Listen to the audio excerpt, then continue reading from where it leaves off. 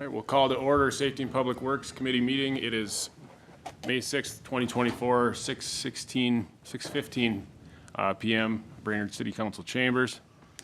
Tonight we have 16 items for Safety and Public Works. First of which we have parking lot event closure application for Tour of the Lakes. Mr. Dean. Thank you, Mr. Chair. Attached to this item is the application for the Tour of Lake cycling event planned for Saturday, June 1st in the Laurel Street parking lot. Similar to previous years, this event occurs and begins and ends in the parking lot. Police have assisted with vehicle traffic at the start, concluding with reception in the afternoon. Staff is recommending approval under the conditions included in the application. Thank you. I would just like to note that we've had air conditioning on. That's a change. I'd move to approve this, Mr. Chair. All right, I will second it. Officially spring. Motion and a second. Any more discussion? Hearing none, go to a vote. All in favor? Aye. Motion passes. Next item, we have another event street closure application for the Memorial Day Parade. Again, Mr. Dean, go ahead. Thank you, Mr. Chair. Attached is the event application for the annual Memorial Day ceremonies and parade. The event begins with a ceremony on the Laurel Street Bridge, continues with a ceremony at the All Veterans Memorial, and then concludes with a parade beginning at B Street and 3rd Street in Northeast, and then ends at the Evergreen Cemetery. They're requesting closure of the Laurel Street Bridge for the morning ceremony from roughly 8:45 until 9:30. A committee member would post no parking signs along the parade route, and maintenance staff would assist with traffic control materials. The parade will take place from about 10:30 until 11, with streets reopening as the parade passes along. Staff recommends approval of the application under the conditions listed in the application. Thank you. Could you remind me again who's sponsoring this? I forget. VFW. Thank you. I would move to approve. I will second. Motion and a second. Any more discussion? Hearing none, go to a vote. All in favor? Aye. Motion passes. Item number 3, we have another event alley closure application for Shep's Elbow Convention. Again, Mr. Dean. Thank you, Mr. Chair. Attached is the event application for Shep's Elbow Convention. This is to take place on Friday and Saturday, August 23rd and 24th in the alley adjacent to Shep's on 6th. They would request closing the alley on noon on Friday until about 3 a.m. on Sunday. The event consists of outdoor music, food and beverages, and Loyal Order of Elbow ceremonies. Staff recommends approval of the application under the conditions included in the application. Thank you. You have any idea how long they've been doing this? I don't know if it's said in the application. 90s. How long? Yep. When they opened. Were you alive then? Yeah, you're wrong. Was I alive? Yeah. Yeah, I was alive in the 80s. Okay. The late 80s. Can't tell your age. Compliment. Motion to approve. And a second. Motion and a second. Any more discussion? Been to all of them, right? Yeah, no, I haven't. Hearing none, go to a vote. All in favor? Aye. Aye. Motion passes. All right, item number 4, we have event parking lot closure application for the DANGIE 5K. Mr. Dean. Thank you, Mr. Chair. Attached is the event application for the Dangy 5K event to be held on Saturday, June 22nd. The Dangy 5K event is a War Against Cancer event that begins in the Kiwanis Park parking lot and utilizes the Boom Lake Trail and Rotary Park areas. They use the pavilion in Kiwanis for power for a stereo and to show race time. Staff recommends approval under the condition that they remove any banners and signage after the event. Staff will bring this to the May Park Board meeting for approval of the park use as well. Thank you. I got a quick question. They estimate around 50, 60 people. Is that correct? Yes, sir. Okay, so if a group of people got together and just did this without what would, I mean, where would be I'm not suggesting they do that, but I understand we have a procedure to follow. I'm just curious. It's not like crowds and crowds of people, and maybe they're spectators, but it's just our policy. I mean, if a group of people were to say, let's go down to Kiwanis Park and do this 5K run, and we'll not tell the city of Brainerd. It's usually for kind of the exclusive use of the facility because In this instance, because they're going to use the parking lot as kind of the launching point, they're probably going to close most of the parking lot to accommodate the runners. So to obviously close our facilities and then have the exclusive use of the pavilion, this is where we would want the application. Thank you. I'll move to approve. I'll second. Motion and second. Any more discussion? Hearing none, go to a vote. All in favor? Aye. Aye. You didn't hand me the gavel, by the You want it? No. That's okay. way. Two-member committees. You let me know. Okay. All right, number 5, we have another event street closure application for the Corpus Christi processional. Again, Mr. Dean. Thank you, Mr. Chair. Attached is the event application for the annual Corpus Christi procession to take place on Sunday, June 2nd from roughly 3 to 3:30 p.m. The procession takes place from St. Francis to St. Andrew's churches, which includes low amplified sound from a vehicle. Police have assisted with this event in previous years, and staff recommends approval of the application under the conditions included in the application. Thank you. I'll move to approve. Second. Motion and second. Any more discussion? Hearing none, go to a vote. All in favor? Aye. Motion passes. Item number 6, we have another event street closure application. There's only one more after that, I think. This is for the First Lutheran Church Summer Picnic. Again, Mr. Dean, go ahead. Thank you, Mr. Chair. Attached is the event application for the First Lutheran Church Summer Picnic event for Sunday, June 2nd from 11 to 1 p.m. They're requesting to close Norwood Street from 7th to 8th Streets beginning at 8 and running until 2.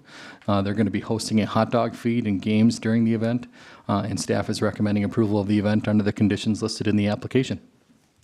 Thank you. I'll move to approve. I will second. Motion and a second. Any more discussion? Hearing none, go to a vote. All in Aye. favor? Aye. Motion passes. And the 7th event parking lot closure application is for the Narbecue. Again, Mr. Dean, go ahead. Thank you, Mr. Chair. Attached is the application for the Narbecue event to be held on Saturday, July 13th from noon to 4. The event is held in the City Hall parking lot and consists of a pop-up skate park, barbecue, and live music. The applicant has requested that city staff provide parked picnic tables and garbage receptacles similarly to last year. Staff is recommending approval under the conditions included in the application. Okay, I got to come clean. You know me. I called them and made sure they pronounced or spelled their name right. What did you think it was before? Barbecue. Oh, I'm just kidding. That was for you, Teresa. oh, that's getting in there for sure. I was having a little fun at the typos, you know. Sure. Me and my typos. You got a motion? Move to approve. Thank you. Yeah. I'll second. You in a hurry? Motion and second. Any more discussion? Hearing none, go to a vote. All in favor? Aye. Aye. How Motion- many minutes have passed, Mike? 7. Ooh, 1 minute per item. We're doing pretty good. Number 8, now we have a review of classification of non-conservation tax forfeit parcel. Again, this is Public Works Director Jesse Dean. Take it away. Thank you, Mr. Chair. The county is notifying the city that it intends to reclassify Outlot E in the Brainerd Oaks development to non-conservation, which would allow the county to sell directly to the Brainerd HRA should the city have no objections to the reclassification. The sale of the lot to the HRA would facilitate the development of Outlot F, allowing Outlot E to be developed as an access road. This was recently discussed at the special council meeting last month. Staff is recommending allowing of the reclassification of Outlot E to non-conservation so that it may be sold to the HRA. Thank you. I'll move to approve. These are too easy. Yeah, we got a motion. I'll second. Discussion. So this is essentially just marking out this lot, taking it off the tax roll so that we can put a road in eventually to access the projects that we spoke about 2 weeks ago. In a sense, this would allow the HRA to convey it over to a developer to develop the access road to that Outlot F. Got it. Thank you. Any more discussion? Hearing none, go to a vote. All in favor? Aye. Aye. Motion passes. Number 9, we have awarding a bid for the contract, towing contract. And again, Mr. Dean. Thank you, Mr. Chair. So staff requested proposals from several vendors and also published public notice for the next 2 years of contract towing services. We did receive 2 proposals, one from West Brainerd and one from Collins Brothers. In comparing the two proposals, they do vary in price throughout, with each being less in some items and more in others. It is difficult to discern which is ultimately going to be less in cost, as we would need to kind of predict which towing service we would utilize more of. However, it does appear that Collins Brothers would be slightly less cost to residents throughout the term of the contract. After reviewing operations with Chief Davis, the police department felt that both operations could meet the requirements of the contract operationally. Although Collins Brothers has appeared to be a little bit more efficient in their operations. Staff is recommending awarding of the contract towing services to Collins Brothers Towing. I can answer questions. Chief Davis is also here to talk about operations in regards to towing if you have any questions for him as well. Who's currently doing it? Wes Brainerd. Right. Wasn't there a question 2 years ago about the local versus out-of-town contractor? There was. Yes. And we had the same situation, right, where it was recommended to do, Collins. right? Yeah. Okay. And One of the, oh, go ahead. No, but we did eventually say, well, we'll keep the person in town that supporting our local business and in the city limits. Okay. I'm just bringing that up. Okay. So, I would like to know, so there's the biggest difference is the wrecker. Collins Brothers has a wrecker, West Brainerd does not. How many times have we had to call out to Collins Brothers in town? Maybe you would know, Chief. Couldn't give you an exact number. It's very infrequent. During a 2-year contract, I would say it maybe happens a few times, but very infrequent. Okay. well, at the same time, Chief, they're still glad to do the work. I mean, they get paid for it, right? That's obviously, so it's, I mean, to your point, it's not like, I mean, I kind of, I see the kind of the rub there, if you will, that we're calling for a contractor to do work that they would provide if we contracted with them. Yeah. I've received phone calls on this one in the last couple of years. And just a second, Jesse, I'll let you speak in a second. Their worry with Collins Brothers is staffing. If they get the contract, they have, they tend to commit to staff this area much more, and they pull back if they don't get the contract, because they have had the contract before. So they had some frustration last time in losing the contract based upon whatever it was last time, because they had to, I believe, pull back on some of that staffing and some of those issues. And then it would still come up when we have like a snow emergency, they would still have to come in for backup. I don't know if that's the case no matter which way we go, if it still happens or not. I'm not 100% sure. But we do know that, yeah, one is local, one is probably more equipped. That's kind of the difference. Can you tell me the totals again, Jesse, please? There's no totals. It's a bid price per Okay, per that's what I tow. thought. Per service. Right. They're similar, but yeah, go ahead, Jesse. I just wanted to highlight kind of on Jeff's comment about them being willing to do the work. There is a difference between us doing the work through our contract, them versus them doing it privately. Them doing the private work, they aren't held to these contract prices doing it separately. So there is a difference there. If you call West Brainerd and our contract is with Collins Brothers, West Brainerd isn't beholden to the numbers that we have in this contract. So that can make a difference. So when we tow a vehicle in this respect with, say, the wrecker, do we get any reimbursement from the owner of that vehicle ever? We do not. No? No, the owner of the vehicle has to pay the towing service. They pay the towing service and we pay them as well. We do not pay them. Oh, so we're not, We would be in contract through our police department, streets department, whatever department needs cars moved. right? They're in contract with us. We don't make money off of the towings. The towing company would. That's why we keep it a bidding process where they kind of have to compete on pricing. Okay. So it's not a cost to us, it's a, yep. Chief? And I'll just add, unfortunately for motor vehicle owners, there's times that, the police department will tow and impound a vehicle. and it's not at their request, but it's, you know, a law enforcement action. So, you know, it's in the course of our duty, but sometimes it's unfortunate for the registered owner. And since we are seizing this vehicle and towing it, the pricing contract just gives a safeguard to those individuals that not only is the city of Brainerd going to have their vehicle tow and impound, but they're not going to be gouged by the company that was towing it either. And, you know, Right. makes it a reasonable price for them. Thank you. Okay. Any more You wanna questions? pass me the gavel and make a motion, or should we just bring it to council? Let's just bring it to council. I don't want to make a motion. Yeah. If you don't want to make a motion, that's fine. We can bring it to council and Let's just do that. we'll figure out the motion then.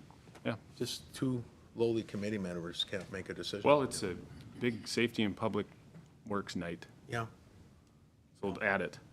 okay. Okay, so we'll just hold off on that one, move that into the next meeting. Item number 10, we have a grant, authorizing a grant application for the Trunk Highway 210 Lum Park pedestrian bridge. And Mr. Dean, this is you again, take it away. Thank you, Mr. Chair. So staff is requesting authorization to apply for the Carbon Reduction Program grant funding for the Highway 210 Lum Park pedestrian bridge. The application is due on this Friday, and the information and application is included in the packet. As this is a competitive grant program with the other regions in our ATP, we do recommend applying for no more than 1.5 million, and staff is recommending authorization to apply for the grant. Excellent. I'll move to approve the, I'll second. apply them for the grant. Second. Any more discussion? Hearing none, go to a vote. All in favor? Aye. Motion passes. Item 11, we have a discussion on RRFBs at 371B and Willow Street Roundabout. Mr. Dean? Thank you, Mr. Chair. Staff is requesting some discussion and direction from the council on RRFBs at the proposed roundabout at 6th Street and Willow Street. As a reminder, RRFBs are the flashing pedestrian crossing signage that's over here next to the county courthouse and recently installed in front of Harrison Elementary. Due to the amount of pedestrians that travel through this intersection, staff would recommend consideration for installation of these to provide more pedestrian accommodation at the intersection. In discussing with MnDOT, they would share 50-50 in the construction cost. However, the city would own and maintain the signage from there on, including replacement when that time comes. We are estimating that the RRFBs at the intersection would total about $120,000, so about $30,000 per leg of the intersection, with the city's share being about $60,000. This cost would be state aid eligible and would be able to be funded with state aid dollars. Staff would recommend including RRFBs at the roundabout and entering into an agreement with MnDOT for the construction and maintenance of the signage. How many do we have right now in the city? You said 2 or 3? Or 2 I intersections? believe we have 4 different locations. So we have the county courthouse, we have Harrison Elementary, we just installed one next to the hospital, and then we also have one recent one over with the Cuyuna Trail by the Northern Pacific Center. Okay, have you, and we've had a couple of those for a while. Has there been any need for maintenance or any kind of repair that you're aware of? Is there any maintenance costs to go along with these things, perhaps, is a better question? They're pretty recently installed within the last handful of years, so nothing yet. However, we did have one of the median signs at Harrison recently got hit, so we are replacing that. That was going to be a question of mine. So if a car hits one of these things and they need to be replaced, does the car insurance cover that, or is that just on us? If the car is insured, we would. If the car's insured. If the car is insured, we would would be key. we would file a claim against the car's insurance. It is something that we're also making sure that we have coverage as well with the city's insurance So to make sure that we're vandalism- covered in the other instances. Even vandalism, would that be, I'm just wondering, worst case scenario, if somebody comes out and takes out 4 all the way around this roundabout, that's another 60 grand or more, probably more. And then also on top of that, if we find out that maybe these aren't making this intersection safer, which there's arguments for and against that, people sometimes feel safer crossing by an RRFB, but a vehicle doesn't necessarily always notice it, so they'll walk out in front of vehicles thinking they're gonna stop. That's one kind of issue I have with these things. I don't mind them. I don't know if I'm a big fan of them or not. But I wonder if entering into that maintenance agreement with MnDOT, if we find out that maybe this isn't working out, we don't really want these here anymore, do we even have the authority to stop putting them up? Or would they say, no, you have to keep putting those up forever? I'm sure if we wanted to go away from them, they would accommodate that, if we wanted to go with static signs. Yeah. What's your feeling on them, Jesse? Are you think they're effective? We wouldn't do it, I guess, if they're not affected, I would hope, but. I would recommend them. I believe they do a good job of attracting drivers' attention, especially in like twilight hours or night hours, to attract attention to drivers that there is a pedestrian there if the driver doesn't necessarily see the pedestrian that's intending to cross. In daylight, it's a little bit tougher to see those flashing lights, but I think it does a much better job in those twilight hours and the darker hours to attract the driver's attention. I'd agree with that. Yeah, I was thinking of getting a harness and wearing one on my front and one on my back when I'm walking, so That'd be kind of cool looking. I think you should. that'd be awesome. Yeah. Yeah, I guess, since we've done it in other locations, I'll move that we go ahead with this. Approve it. Okay, I'll second. So we're comfortable, just as a discussion point, we're comfortable with all four sides of this intersection. That's what we're looking at, correct? Yes, sir. And just to clarify, if we're going to move forward with entering into agreement with MnDOT, I would return to the council with that agreement before entering into it. So we would have that clarification at that time. Okay. Okay, so we're moving forward with entering into the agreement. Is that correct? Just developing it at this time, and then once we finalize that, we would bring that to a future council If we see something in the meeting. agreement at some point in the future, we can always pull back and say, that's easy to just get rid of it, I think, right? Yep. Okay. Good. Well, it just, on that note, though, I mean, we've spent the money once we've got it. So you're saying anything in the future to not do it? I'm saying before we do the project, between now and next summer. Thank you. Yeah, yep. Okay. Okay. Any more discussion? Did I second? Of course you did. You always do. Sure. Any more discussion? Hearing none, go to a vote. All in favor? Aye. Aye. Motion passes, and I don't always second, you know that. Oh, don't I ever?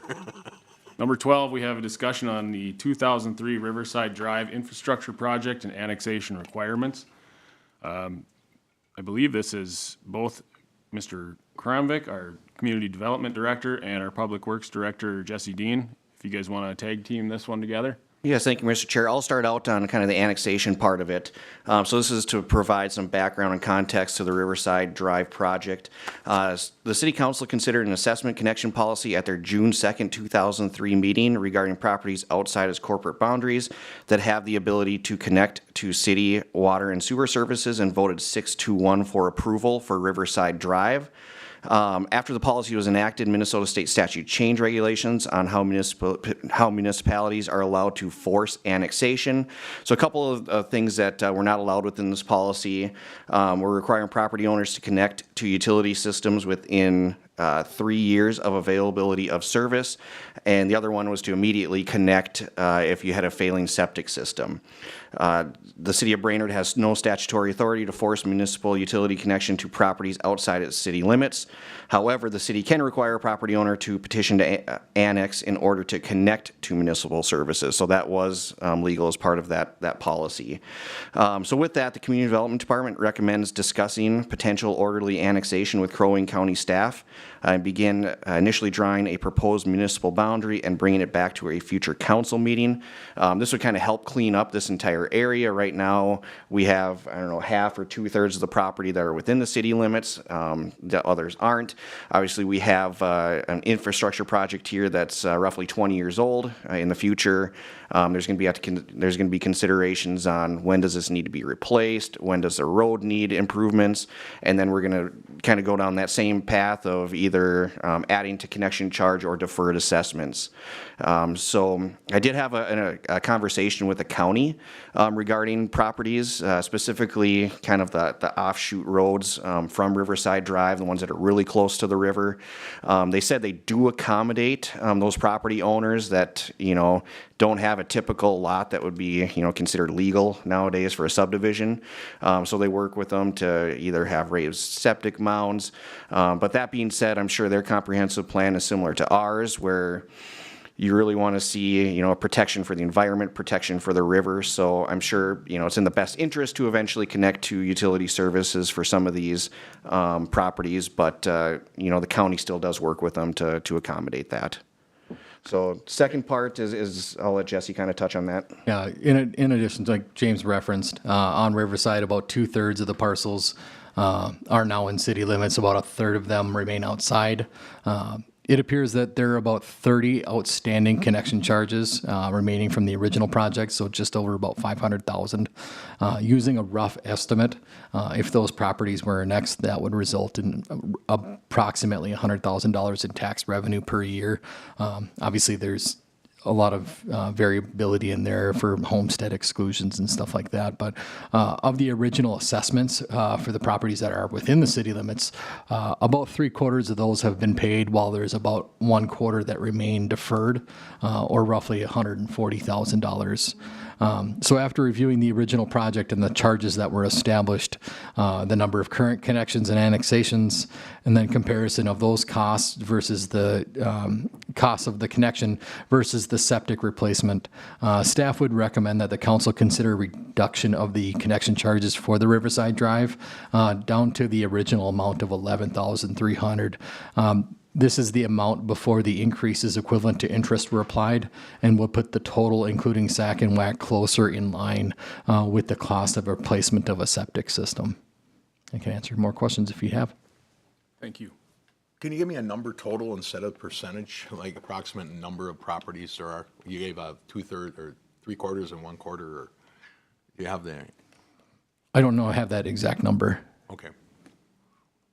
So I think this is a policy that was made in 2003. At the time it was made, it was a legal policy, but it should have been revisited in 2006, when everything changed? It became mostly illegal? Yeah, I'm not sure when the state statute changed, but it did change. Okay, somewhere along the line, we should have revisited this. But here we are doing it at least now. It's kind of confusing to me where it says we can't force annexation, which I would agree with. But if we go through an orderly annexation agreement with the county, it's almost like we're doing the same thing. I guess I'm a little confused on the process of how that makes it legal. So I can answer that part of it. So in 2003, the city just put the utility services in. There's a potential for public hearings on the city side of things for the improvement project, but there was really no annexation public hearing or anything like that. Orderly annexation agreements is you're essentially working with the county to maybe fix issues. You're coming up with an agreement with a township to be able to do something, as opposed to a city just putting a utility in and saying that, we're going to make you connect in 3 years. So there's more of a public hearing process. For the orderly annexation process, it does still give the county the ability to say, no, we don't want to do that. And then, there'd have to be a potential, does the city want to fight further through a potential municipal boundary line judge? So there's a different process that it goes through now. At this time, it was the city's going to put utilities in here, and then we're going to require people to annex within 3 years. So it's really a different process. The cart went before the horse, is what happened. So hopefully we're not doing that anywhere else anymore. I think in revisiting this entire thing, it kind of brings to light, we allow people to hook up to water and sewer that are outside city limits, which Mr. Bevins brought up as a point. It's not a very good policy, just charging double fees. It's good for our utilities group, but it's not really good for the city as a whole, because we don't really have any say in what they're putting into our sewer or what they're connecting into our water, which could be a potentially dangerous thing. I think those are all things that we need to revisit as a city. I don't know if this is the time to do it, but at some point we need to decide if we allow that or not, because it seems to be happening more often than not. One other thing, if I could. So right now, the theory is that if we have somebody hook up to municipal water, we have them commit to annexing into the city. We're able to do that under the law? We are able to do that. I think going forward, that's something, you know, the city will do. There is a few properties that did not occur on, but, you know, based on our ordinance and policies, it's something that we would be requiring. I'm okay exploring the traditional, what do you call it, the annexation process again? What's the word? The Orderly? Orderly. I'm not familiar Yeah. with that word. And And I think lowering those connection charges makes sense to me too, because since 2010 or so, nobody has chose to. so, based on that, I asked Jesse, the last three, what was it, roughly about 11, a little over 11 for connection? Correct. And that was in 2010? I believe so. So, since, in the last 14 years, that has jumped up 7,000 approximate dollars? Is that what I'm getting from? Since 2003. No, the last ones that hook up he gave me, the last three were in 2010. Yeah, The last three that hooked up and paid the assessment fee. right. And it was 11,000 then. I think he's saying the 11,300 was when it first. No, I asked him specifically. And does that, can you look at your? That's what the information showed of what they had paid in 2010. I don't know what the discussion was on, I don't have So those did the interest notes. start after the bonds were paid and after that 10-year No, as period? far as those things indicated is the interest started the year after those bonds were issued. So I'm not sure what the discussion or the agreement is. All I see is that in 2010, the assessment was certified and paid as the 11 and change. So that was the last three that were paid. It was 2010 and 2009 in those 2 years. But since then, we have not had any. Yeah, but you know, on all of these projects, as you know, when you have the money sitting out there, it always gains interest. So that's apparently where our number went from 11 to 17. So it just seems extraordinary, and that's the point. That's the only point I was making. But Yep. I wanted you to make sure that you understood it was 2010, not 03. So, but I'd move forward with a motion here to bring this to the council and recommend that we follow staff's recommendation and get together with the county and proceed with orderly annexation process. I'm going to agree. I'll second that. Any more discussion? Hearing none, go to a vote. All in favor? Aye. Aye. Motion passes. All right. If you noticed, I didn't say anything about the assessment fee. So I thought if they want to, we want to bring that up on the council floor, because that's two parts there, is it not? You mean Yes, the so there's sack and two whack different- fee or the No, assessment? the assessment, which is 11, that's what they're recommending, staff is recommending 11. 11-3. Yep. Okay. Yep. So that motion was specifically proceeding with the orderly annexation process. I didn't say anything about the 11-3 assessment fee being lowered. Just so, Yes. okay, we can bring that up if they want, so. Sure.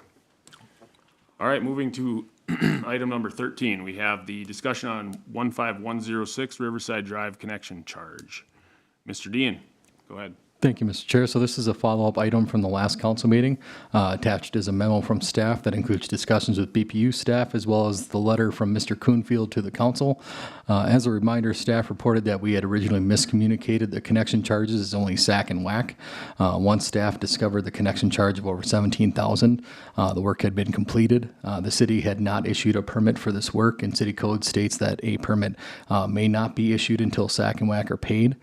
In this instance, no sack and whack or connection fees have been paid, and the property has not been annexed, or an agreement to intend to annex has not been signed. Staff has provided more broader context and information about Riverside Drive in the previous item as requested by the council. Staff included in this agenda item the 4 options that were listed at the last meeting. As a reminder, staff originally recommended option 2 as a compromise due to the miscommunication from staff regarding the necessary fees. Based on the direction from the council on the previous item, that may obviously provide some context on the direction on this property specifically once we get to the full council. But staff would request direction from the council on the connection charge for 15106 Riverside Drive, and that staff would recommend, if the property wishes to remain connected, that they require to be annexed into the city. This is for protection of the city's infrastructure through regulations listed in city codes sections 700 and 705, which are the water and sewer codes. And I can answer any questions that the council may have. Thank you. I know we have some individuals here whether or not they want to speak. I know at least one person does, but I want Jeff, if you have any questions for staff first. No, I think everything's in the information I was looking for. And I also wanted to note that the email that Jesse sent me, which is specific to the last 3 connections in 2010, was around that $11,000 mark. So, okay. Okay. Yep. All right, anybody in the audience that wishes to speak on the item? Go ahead. Come on up. Well, just on like the last, First guy, is their microphone on? yeah, it's on green. Just gotta say your name and address. Sky Cole, 8776, State Highway 371, Brainerd, Minnesota. So in the last meeting, or a few things you guys said, like there was no communication or no phone calls. That saying that I did my, I talked to BPU, I've talked to Jesse, I talked to James. So I went and got my phone call records. I got 6 phone calls equaling 14 minutes of conversation.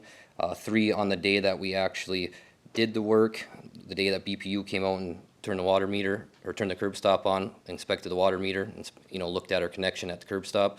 So I'm mostly here just trying to clear my name, because there's a lot of things in that last deal that they said that we weren't allowed to do a septic system. So I have the approved design from Nick Collette from the county that we were allowed the whole time. They emailed Mr. Bruce that it was $3,300 to hook up. So it was, for me to do a sewer was $16,000. So obviously Bruce was gonna save $6,000. So that's why we hooked him up to city sewer and water at the time. And also that before I got there, it was an imminent health threat. It was overfilling, coming out of the ground, going in the neighbor's garage and into the Mississippi River. And he has 5 kids, so it was an emergency. And they never brought that up in the last council meeting as well. And I also got a picture of my permit that I bought on 2/24, prior 4 days before I started, right here from Tony, from the city of Brainerd. And then Jesse also said that, well, I got the wrong application once. Well, it's not my job to go back behind the counter and get the right application. My job is to come in, tell them what I'm doing, pay for it, leave. And James, the other engineer, not this James, was on vacation. I wouldn't even know that because I had called every day to see when he was gonna get back. And I got a, sound like it was miscommunication. He said that I said we were good to go on the application, but I took it as we were good to go to do the work, which I'm pretty sure I know what I heard. Everybody keeps backpedaling on this deal over the money. So I guess I'm just more or less here clearing my name, saying, I call, so before you do a job, you call a locate in, and then the city of Brainerd comes and marks the curb stop with blue paint, then they mark the sewer service with green paint. So before I even showed up, 2 days, 48 hours prior, the city came there, marked the curb stop, marked the sewer service. They knew what I was doing the whole time. Then the day before I actually went there, I went to BPU, got a water meter that is married to his address, to his house, gave them 24-hour notice, got the water meter. Everybody knew what was going on, but they keep saying in that last article that I didn't do no communication, I didn't talk to anybody, and the whole time everybody knew what was going on there. And that's why I wanted to come here today to say that. And then just a minute ago, we were talking about Collin Brothers and Turner Towing, and Jeff over here said we'd like to use someone local business. My main concern on this deal is why did my name get brought up in this thing from the first place? If it was a matter between the homeowner and the city of Brainerd, why did my business name and everything come into this for no reason? If we're talking about local small businesses, I'm a local born and raised small business, and I got my name ran through the mud for no reason. And if anybody can answer them questions for me, James or Jesse? Nothing? Mr. Cole, so usually these things are not typically a question and answer situation unless it has directly to do with a decision that we're trying to make, which is the decision we're trying to make right now is what we're going to recommend to the council for a connection assessment fee, whatever Right. we want to call that. So do appreciate you coming in and, stating your side of everything that you saw. Sorry that if your name got dragged through the mud in any way. I think there was a lot of miscommunication from the city side, so I totally understand it. And we respect your company. And Right, and hopefully another we can thing just too- have a better relationship between the city and you Right. guys, and just And like we want with all the contractors. Like BPU and stuff, they don't have no worry about I think Mr. Jeff here had was curious if there was cross-contamination. There's no issue with that. BPU, Trent, everybody's okay with what I did there. And like in that article, it says, things that, like a chance of cross-contamination. Well, there's none of that. And I just don't understand why I was brought into it when no one has an issue with me. So that's all I had to say. Thank you, Sky. Thank you. Thank you. Come on up. Just name and address. John Ryan, 25829 Birch Street, Nisswa, Minnesota. Thank you. I'm a member of an organization called Lakes Area Heroes, and what we do is we give back to law enforcement, firefighters, and first responders and their family when they find themselves in a time of need. We return the favor that they do to us when we need their help. We return that favor. We were contacted by, we got an application from Mr. Coonsfield when he found out that his septic had failed. And what we were trying to do to him is how can we help him out? Because it's all expensive. Anyway, what we found was as we were working with the city staff and whatnot on it, and being involved in, I've been involved in government. I've been a law enforcement officer for 30 years, retired. I'm currently an elected official. And the thing that I find, or what's happened here, is that you're working with a 20-some-year-old project. The law's changed. We all know how that goes. We do our due diligence, we do what we think is right, and then somebody in St. Paul changes everything on us, and sometimes we find out, sometimes we don't. Anyway, situation here, I think, is what's a little different. What I heard the last few meetings was concern about setting precedences and stuff, and I certainly understand that. I respectfully disagree that you'll ever set a precedence in this matter if you were to waive the fee. And here's why.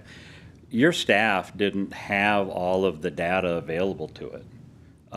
They were not, you have a staff that was 20 years ago that put all this together, things changed, and we're awesome to work with. And I've expressed that to a number of people. But they didn't have all the information at their fingertips. And the contractor felt he had the authority to go ahead. Now, had we known, from our standpoint, from Lakes Area Heroes, had we known there was going to be this $17,000 fee on top, I think it's safe to say Mr. Coonsfield probably would have gone with option B, which would have been putting in a septic system. And with our resources, we would have approached this from a much different angle. We probably would have been able to find, assisted him greatly in getting that septic system put in at a significantly lower cost. But we weren't aware of that. When we heard the stack and whack fee was it, Mr. Coonfield discussed it. He had this contractor, and it was a no-brainer monetarily. It was only after that staff found out. So again, we ask, we're trying to help out our local heroes, but we would ask that you guys waive the fee. I've had a similar situation where I am an elected official, and that's exactly what we did, is we waived connections for people because we were putting sewer in. We didn't bother to stay in touch with the citizens correctly. And in fact, we actually issued a septic permit for a new septic system, even though we knew within 8 to 9 months there was going to be a sewer line running in front. We should have been the ones on top of that and made sure that citizen knew that, hey, time out, we might have a better situation here coming forward. So anyway, thank you for your time. I appreciate it. And again, I do want to say we're not here to discourage or to speak disparagingly about any of your staff. Your staff, James and Jesse, have been awesome to work with. So, but again, we would ask that you waive that $17,000 fee for Mr. Coonsfield, given the situation. He did have 24 hours to cap off his septic system with a family of 7. So it was kind of a rush job. Mm-hmm. Thank you. Thank you, Mr. Ryan. Anybody else wish to speak? Good? Okay. Jeff, what are your thoughts? Anything? Well, I'm glad, in a sense, that we have got more information. It's very hard for us, no disrespect, Mr. Coles, but we're getting two different stories. And I'm hard pressed to just take everything you say at face value. And then at the same time, I have to do the same thing over here. So I'm in the middle. I hope you understand that. When I hear there's two different stories, then they vary quite significantly. So I don't want to sit here and say, how come you guys didn't do a better job? Or are you, I can't believe a word you're saying. I wouldn't do that. Because I believe there's somewhere in the middle, I think, is where the story is. And there may have been, what would I say, miscommunication on both sides, perhaps. You say you've got phone calls and people there looking at it. Did you have a pressure test done? You know, my understanding is no, there wasn't a pressure test. Well, that's one of the requirements before you cover the pipes. So we did do a pressure test, and I've offered to Jesse and James multiple times and BPU to dig it up 3 times now. Any day of the week, whenever they want, I dig the whole thing back up and show them. No one's took me up on that offer yet. Just make Thank you very much. Okay, well, I guess we're getting a little. Yeah, we're getting in the weeds Yep. with this whole situation the more we Okay, talk about so where this. I'm at is, it is hooked up to city water and sewer, and there is a process for that. The process, however we look at it, wasn't done the way we would have liked it to have been done, whether it's our city staff's fault, our contractor's fault, whoever. So that's where I'm at right now. Would I say at this point, I am sticking firm to having charged the whole assessment of 17,000 plus? No, I'm not. I think there's a middle ground here. To say waive it entirely, that's hard to stomach because you have city water and sewer that everybody since day one has had to pay, or I should say the property owner, my apologies, has had to pay for that assessment fee. And Sack and Whack hasn't been paid, so we have a couple of things going on here that, again, I think whatever we bring back to the council is probably gonna have more discussion, but I would, you know, if you want a motion from me, I'd like to hear what you say first perhaps, but. I think the previous item has a lot to do Yep. with what we end up doing with this item. Yep. Just the situation specifically, I think I'd be more forgiving for it because there was some mistakes made. Sometimes you gotta pay for your mistakes. So that being us, we're able to take some of that responsibility.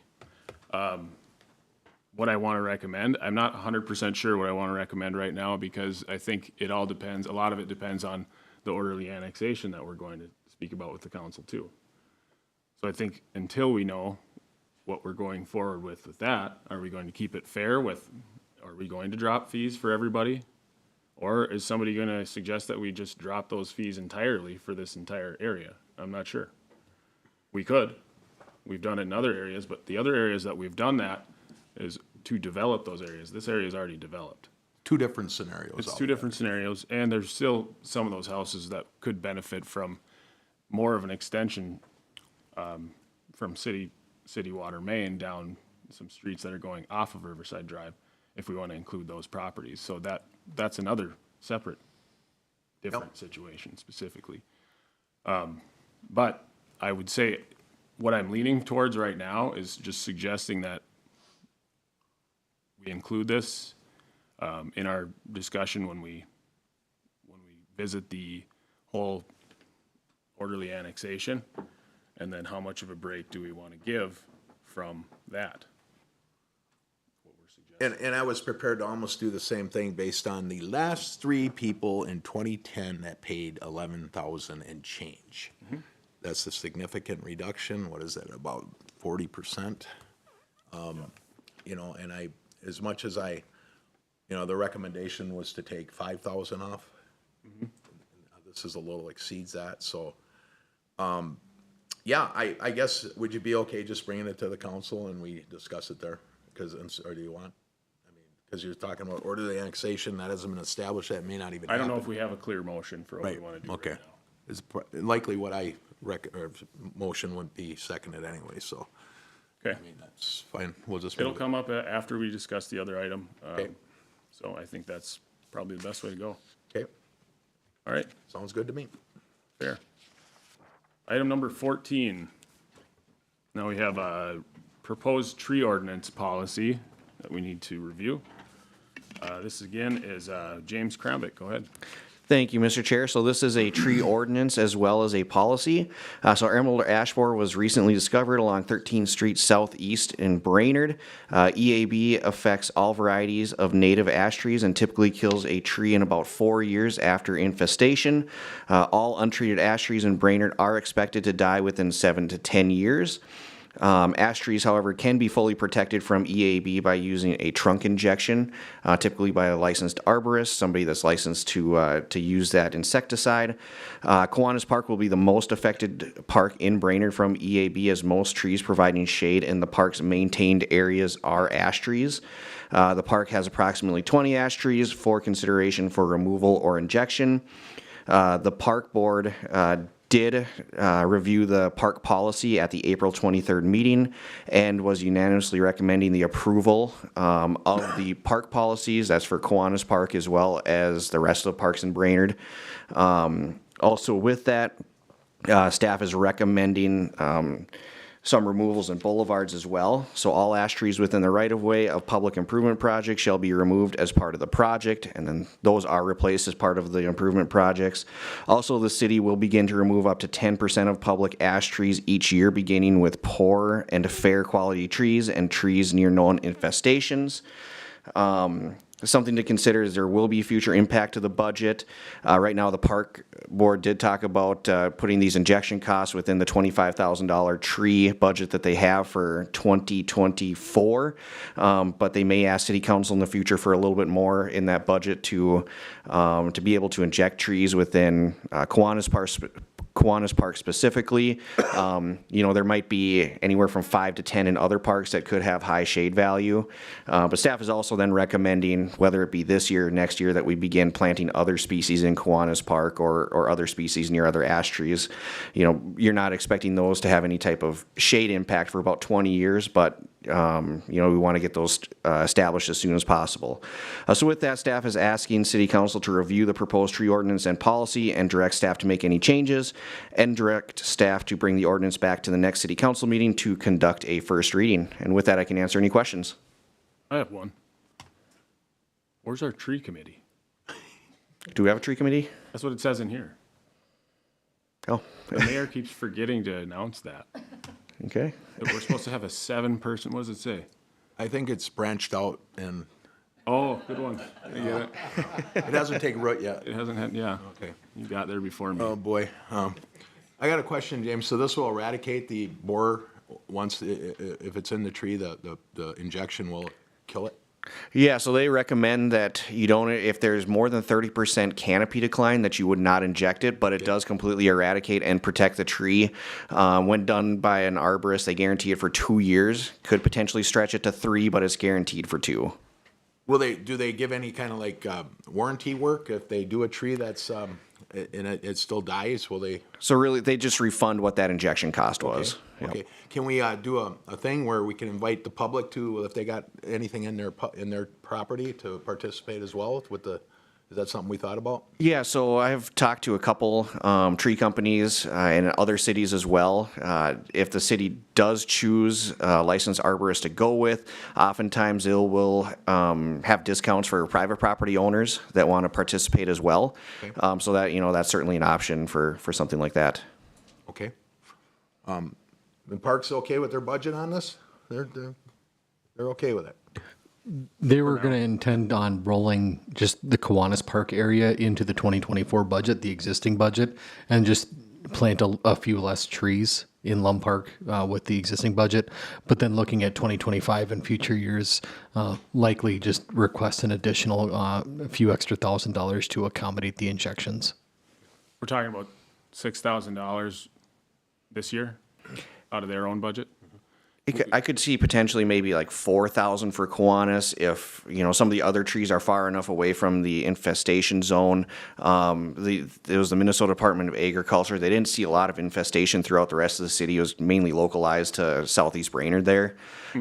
So there's a potential that, you could wait the next year to do some of the other trees. So you kind of have a rotating, maybe 4,000 this year, 2,000 next year. Sure. I just don't want to delay a project planting some new trees in a different park just because of that. So if we could figure out a way to take that out of special projects funds or something like that in order to get that project going without really affecting negatively on another project, because it's just not that much money to me. So bump it up a year. What's that? Bump it up to this, get it going sooner than later. Yeah, and just don't pull it out of the parks funds. We can help the parks out, I think, if we can get it out of a different fund, if we can get it past the Personnel and Finance Committee. I was going to say, if that's the direction of the council, we can accommodate that, yeah. Well, let's forego painting the crosswalks blue and save that money and then use it for trees. It's expensive paint. Yeah, it is. James? Yeah, one other thing to note, so obviously right now the trees are just budding, so I'm going to do a full assessment of our parks areas, to get, I'd say this is a good estimate based on, what injection costs might be. I've talked to tree contractors, but I'd like to do a full assessment of parks. We have a tree inventory and really see if we can remove it. Yeah, and to one thing to note, last year we did apply for a grant. We were declined that grant. One of the main reasons is we did not have EAB at the time. So now that an infestation has been found, I'm sure there will be future grants that City of Brainerd will probably score higher on. So that'll be a consideration in the future as well. Okay. So to go with your recommendation and following what Mike's suggesting here is find other dollars, we just bump that up a year. And then do we have to go out for RFP or prices on this, or do you got prices already? Do we have to still approve that arborist? We have to. Yeah, we will go out for pricing on this still. So it may, whatever we do here tonight, it could come back, say, at our next meeting or by the end, in June sometime? Yeah, probably in June sometime. It can be injected at any time of the year. Okay. Wait, maybe you help me with the motion. I say we go along with staff's recommendations, and I can't remember exactly how it was worded, but the dollars, I think we want to look at maybe coming out of a different fund to help out the We're parks. either approving or not approving as written, the new tree ordinance first. I'm sorry. And then if you want to add in, seeing if we can cover the injections this year out of I got lost there in the shuffle. I apologize. or city funds instead of park funds. Okay, so we'll approve the tree ordinance. I'll move to do that, new tree ordinance. And then to change the funding mechanism to assist the park board in helping from another fund of the city, whatever we can come up with there. I think I got it. I'll second it. Hi there, how are We have a you? motion and a second. Any more discussion on that? Hearing none, go to a vote. All in favor? Aye. Motion passes. All right, number 15, we have a discussion on Buffalo Hills Parkland swap proposal. And I believe this is Mr. Dean and Mr. Kramvik. Go ahead. All right. Thank you, Mr. Chair. I'll take this one. So a potential housing developer has reached out to staff regarding a land swap proposal for parcels including Buffalo Hills Park and the parcel owned by ISD 181 to the north. So it does look like, when you look at an overhead map, a complete 40 acres. However, kind of split right down the middle. On the northern sections owned by ISD 181, southern portions owned by the City of Brainerd and the Parks Department. So with that, an attached site plan shows the proposed development, including a combination of senior housing and affordable family housing. The proposal from the developer includes the city selling 5 acres of the property on the eastern portion of Buffalo Hills Park. In turn, the potential developer would return approximately 7.95 acres of property to the north of Buffalo Hills in exchange. The park board considered this request at their April 23rd meeting and stated that they have a general support for the proposed land swap and would like city council to consider the developer's request. So with that, recommended motion would be direct staff to work with the developer and ISD 181 for the conveyance of the property and proposed land swap of Buffalo Hills Park. Note, this is not a final approval. There's been no process through the planning commission yet or anything like that, but this would be continuing or directing staff to kind of continue down this process. You did say selling 5 acres, you meant. But there'd be no charge. It's essentially be a land swap. Yeah, I'm on board with this. If you got any questions, I'll just make a motion. You can make the motion, whatever you want to make. Yeah, I'll just motion that we approve staff's recommendations here. Okay. I will say that this is like the first person to come to us since we've even started to discuss this. So I'm a little hesitant to just jump on board right away, head first. It's worth looking into. It looks like a clean site plan, good use of land. I had pictured it a little differently with a lot of single-family homes, but it's not what I picture every time that ends up happening, so that's okay. But, yeah, I think we can go ahead and at least continue the discussion, see what the school district has to say as well. But this is the developers coming to us first, James, so this is something they know is possible before they start trying to get everything else done. Yeah, so they've been down this road before. They've, applied for these grants for affordable housing. They've developed properties, so they're a very experienced developer. And they picture this being next to the bike trail, next to the park as kind of a prime location.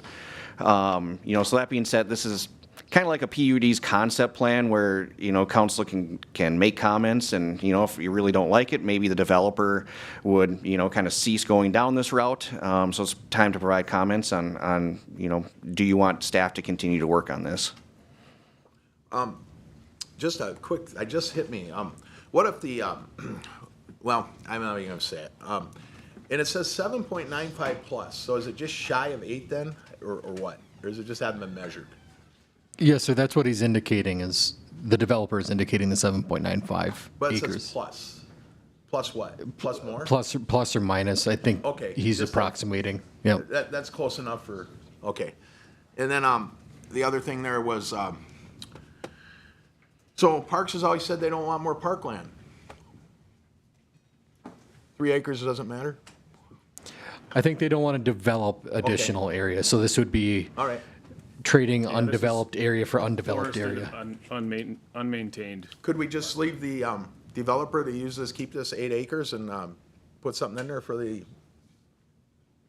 development he's putting in, like a private area? Or, something more specific to that development? We do have a trail that runs right through that Okay, part of it. thanks. So we do have one snowmobile or walking trail that's partially developing that, but the rest is kind of cross-country skiing or deer trails. So I think keeping it, as far as this discussion goes, keeping it in the Okay. park's hands, they can always sell it off at some point if they want, or sell to the developer in the future if that's the choice, but Okay, so I made a motion. Did you second it? I think so, but I can't remember. I'll second it right now, though. You're hesitant to, Yeah, remember? that's right. Okay. Usually am. All right, but we have a motion and a second. Any more discussion? Hearing none, go to a vote. All in favor? Aye. Aye. Motion passes. Final item we have is direction on active code enforcement cases. Mr. Kramvik. Thank you, Mr. Chair. Staff is bringing 2 properties before the committee for review. Staff is looking for direction from the council as how to proceed with the cases. First one is 1119 13th Street Southeast. Sean, if you want to show the pictures on this one, there's a number of inoperable vehicles on the property. That is what was cited for here. I believe there's still active cases for property maintenance as well that has begun on this property. Second one is 1424 A Street South. This is a repeat nuisance. So they were issued a $300 citation. It didn't have to go through the whole process and then immediately brought back to Safety and Public Works. So both of these, staff is recommending issuing a 10-day order to correct letter and obtaining a search warrant to abate the nuisances at 1119 13th Street Southeast and 1424 A Street South. Thank you. I'll move to follow staff's recommendations on both of these. I will second. Any more discussion?